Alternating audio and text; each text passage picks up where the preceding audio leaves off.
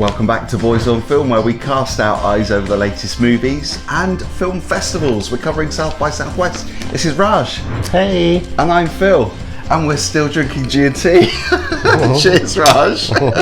You know that we're fans of horrors. We always cover a lot of horror films, so many this year.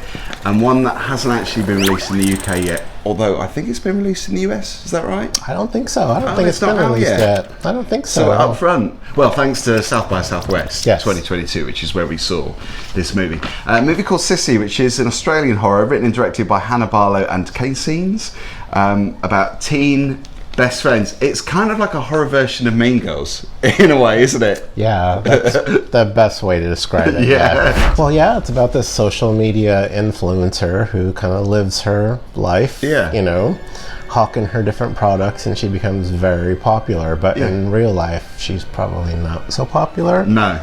And anyway, she stumbles upon a group of friends from school, and you know, they're like, oh, she's like a famous influencer now, join our group. And you know, they're a cliquey little group, and they go on a holiday together, and things start to ravel out of control. I love it because it really does sum up what people do in real life and how fake social media can be. Yeah, it had a lot of comedy. I think more comedy maybe at the beginning compared to towards the end, because it got darker and darker and darker as the film went on. And the conflict arises because there's a couple of people in this group who are just like, nah, she's not for real. Yeah. She's not cool. We know what her story is, and she doesn't want to be found out. So she goes on a little killing rampage. Not a spoiler. Not a spoiler at all, because obviously that's the premise of the film, isn't it?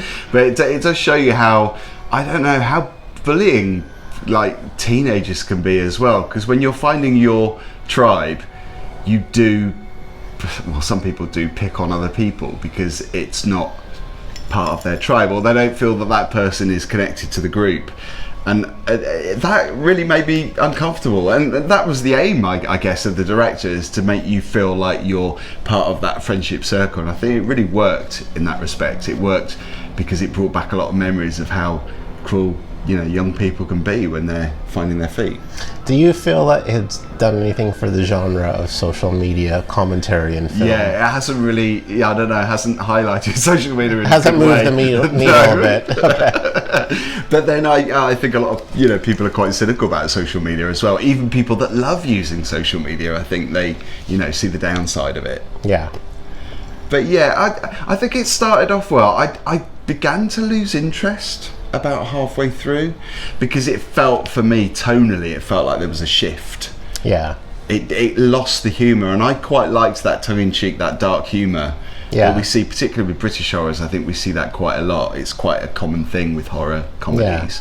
Yeah. But you know, it didn't push that comedy enough for me. But then I suppose maybe it wanted to be more of a horror film than a comedy. Yeah, I guess I was a little bit more interested in it than you, Phil. Yeah. But I quite like the Heathers kind of motif that it had, you know, like Mean Girls versus like, see, I you know, love that. cool girl who wants to be popular.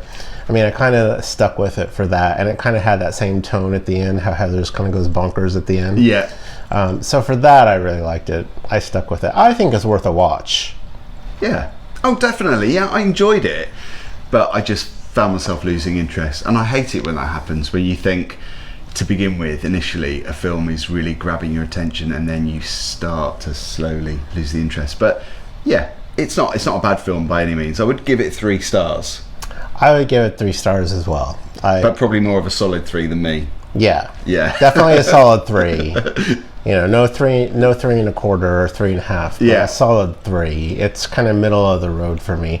Worth a watch if you like, you know, tongue-in-cheek commentaries on, you know, the dangers of social media and, you know, take into a horror element. And also an Australian horror. You don't see many of them. No, you don't. Really. Yeah. I mean, the last one I can think of is House of Love.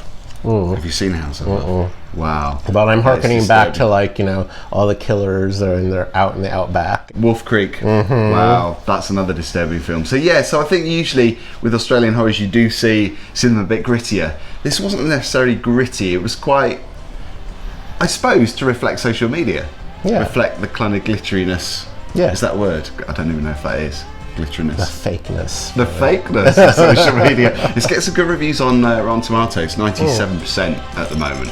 So the critics liked it. Yeah. Okay. So it's a hit for them. Yeah. Will it be a hit for you? Yeah. Let us know if you have seen it, and don't forget to subscribe. We'll be back for more Boys on Film content very soon. So, cheers.